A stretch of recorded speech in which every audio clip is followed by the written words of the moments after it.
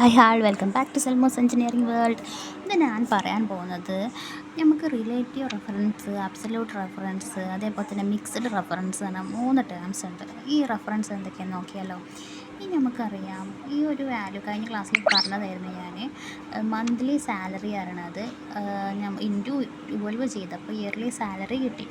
അതെല്ലാം സെല്ല് നോക്കിയാൽ cell address നോക്കിയാൽ അതിൻ്റെ അടുത്തടുത്തുള്ള സെല്ലുകളിലായിരിക്കും അവർ അഡ്രസ്സ് ചെയ്തിട്ടുണ്ടാവുക. ഇനി നമുക്ക് അതൊന്നുമല്ല നമുക്ക് വേണ്ടത്. നമുക്ക് ഇയർലി സാലറി അങ്ങ് ഡിലീറ്റ് ചെയ്തു. നമുക്ക് ഇനി അത് വേണ്ടത് റിലേറ്റീവ് റെഫറൻസ് കഴിഞ്ഞു. ഇത്രയേ ഉള്ളൂ റിലേറ്റീവ് റെഫറൻസ് പറയണത്. ഇനി നമുക്ക് വേണ്ടതെന്ന് വെച്ചാൽ നമുക്ക് റിലേറ്റീവ് റെഫറൻസും അബ്സല്യൂട്ട് റെഫറൻസും തമ്മിലുള്ള ഡിഫറൻസ് നോക്കാം. ഞാനിപ്പോൾ ഒരു ബോണസ് പറയുന്നത് 5% റേറ്റിൽ ഇട്ടിട്ടുണ്ട്. അതേ ഇൻറ്റു മന്ത്ലി സാലറി ചെയ്തപ്പോൾ നമുക്ക് 600 കിട്ടി. ഞാനത് ഫിൽ ഹാൻഡ് ഉപയോഗിച്ചിട്ട് അല്ലെങ്കിൽ ഞാനത് ഇതാക്കുകയാണ്. ഫിൽ ഹാൻഡ് ഉപയോഗിച്ചിട്ട് എല്ലാം ഇതാക്കുമ്പോൾ നമുക്ക് കിട്ടുന്നത് 0 വാല്യൂ ആയിരിക്കും. അതെന്തുകൊണ്ടാണ്? നമുക്കിവിടെ സെല്ലില്ല. കാരണം റേറ്റിൻ്റെ ഒരൊറ്റ സെല്ലിൽ മാത്രമേ നമുക്ക് കൊടുത്തിട്ടുള്ളൂ. ആ ഒരു E5 പറഞ്ഞ സെല്ല് മാത്രമേ നമുക്ക് അഡ്രസ്സ് ചെയ്യുള്ളൂ.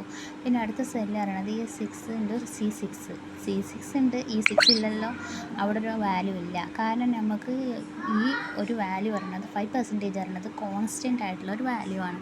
സോ ആ ഒരു കോൺസ്റ്റൻ്റ് വാല്യൂ നമുക്ക് കിട്ടുമ്പോൾ അതിനെയാണ് നമ്മൾ അബ്സല്യൂട്ട് റെഫറൻസ് എന്ന് പറയുന്നത്.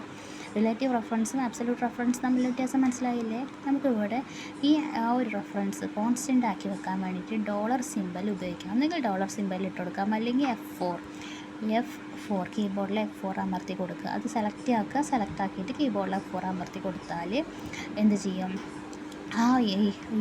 E5 പറഞ്ഞത് E5 ആണ് നമുക്ക് വേണ്ടത് കേട്ടോ.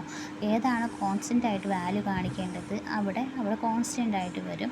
പിന്നെ ഡ്രാഗ് ചെയ്യുമ്പോൾ എല്ലായിടത്തും സെയിം ആയിട്ടുള്ള ഒരു വാല്യൂസ് തന്നെ ആയിരിക്കും വരിക. സെയിം വാല്യൂ മീൻസ് നമുക്ക് ആ ഒരു 5% ആയിരിക്കും അവിടെ മൾട്ടിപ്പിൾ ചെയ്യുന്നത്.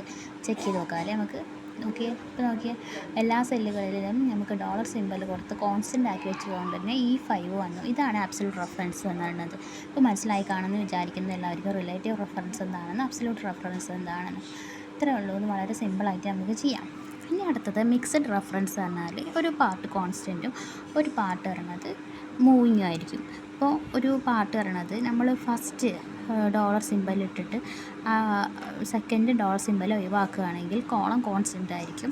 പിന്നെ രണ്ടാമത്തെ പറയണത് ഫസ്റ്റത്തെ ഡോളർ സിമ്പൽ കളഞ്ഞിട്ട് സെക്കൻഡ് ഡോളർ സിമ്പൽ ഇട്ടാൽ റോ കോൺസ്റ്റൻ്റ് ആയിരിക്കും. ഇതാണ് നമുക്ക് ഈ ഒരു ഇതിൽ വ്യത്യാസം വരുന്നത് പറയണത്. മനസ്സിലായെന്ന് വിചാരിക്കുന്നു.